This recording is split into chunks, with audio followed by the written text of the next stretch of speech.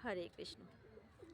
একটি মৌমাছি অনেকক্ষণ থেকে আকাশে উড়ছিল, কিন্তু সে কোনো ফুলের সন্ধান পাচ্ছিল না। যেদিকে তাকাচ্ছিল শুধু নোংরা আবর্জনা দেখতে পাচ্ছিল। অপরদিকে একটি মাছি, সে কিছু খাবারের জন্য উঠছিল, কিন্তু আশ্চর্যের বিষয় সেখানে শুধু ফুল ছিল।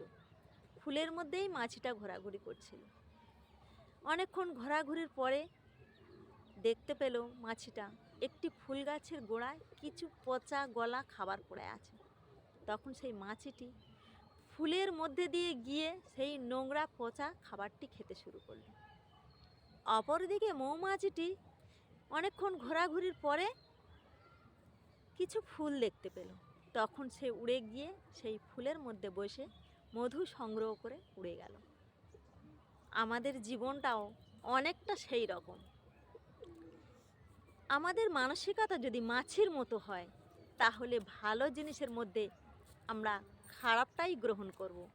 আর যদি আমাদের মানসিকতা মৌমাছির মতো হয়, তাহলে খারাপ জিনিসের মধ্যে আমরা ভালোটাই গ্রহণ করব। হরে কৃষ্ণ।